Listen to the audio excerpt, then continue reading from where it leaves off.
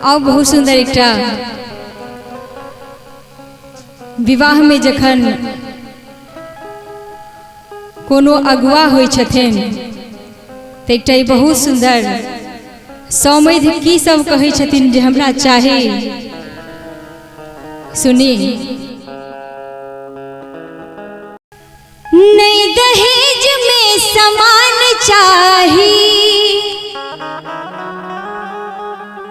नहीं हमरा पक्का के मकान चाही। अगुआ जे होय छथिन हुनका से कहै छथिन समझ यो नहीं दहेज में समान चाही, नहीं हमरा पक्का के मकान चाही। सुनु अगुआ महान यो सुनु अगुआ महान अछि एगे अरमान हमरा समधिन जवान चाही। सुनु अगुआ महान अछि एगो अरमान हमरा समधिन जवान चाही। नहीं दहेज में समान चाही, नहीं पक्का के मकान चाही। यो हमरा नहीं दहेज में समान चाही, नहीं हमरा पक्का के मकान चाही। सुनु अगुआ महान अछि एक अरमान हमरा समधिन जवान चाही। चाहे यो हमरा समधिन जवान चाही। जय हो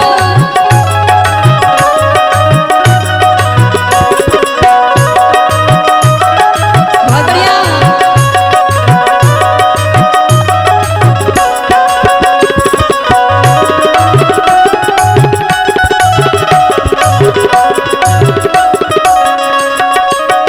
और की सब कहै छथिन नहीं चाहे कूलर या नहीं चाहे टीवी।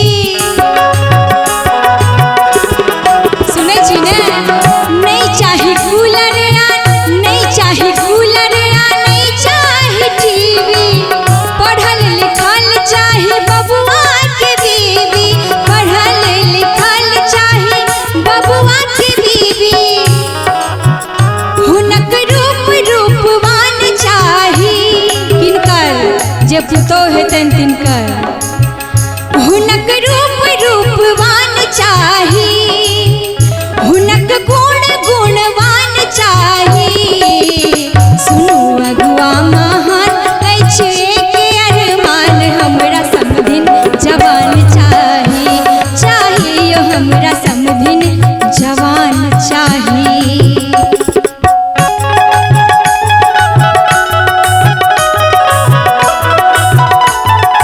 जियो जियो बहुत बढ़िया भैया।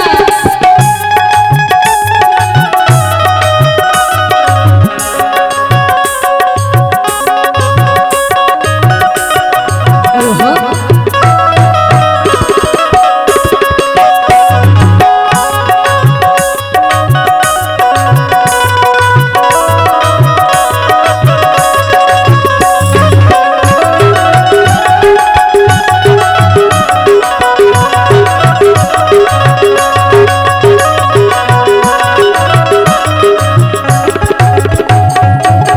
भले दुगो टाका नहीं दैत दहेज में।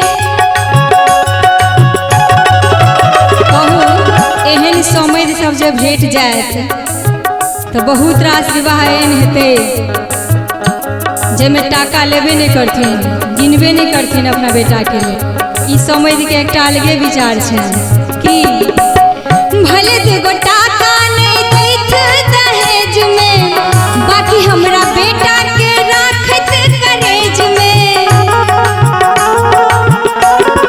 बाबा भले दुगो टाका नहीं दैत दहेज में, बाकी हमरा बेटा के राखत करेज में। नीक कुल खानदान चाही, एहन सुंदर विचार रखलखिन। नीक कुल खानदान चाही, एकटा साली सियान चाही। सोच लियो ई समय सरकार केहन छथिन। नीक कुल खानदान चाही, एकटा साली सियान चाही। सुनो अगुआ महान अछि के अरमान, हमरा समधिन जवान चाही। सुनो अगुआ महान अछि के अरमान, हमरा समधिन जवान चाही। नहीं दहेज में सामान चाही, नहीं पक्का के मकान चाही। नहीं दहेज में सामान चाही, नहीं हमरा पक्का के मकान चाही। सुनो अगुआ महान अछि के अरमान, हमरा समधिन जवान चाही। सुनो अगुआ महान अछि के अरमान, हमरा समधिन जवान चाही। सुनो अगुआ महान अछि के अरमान, एगो साली सियान चाही। हमरा पुतह गुणवान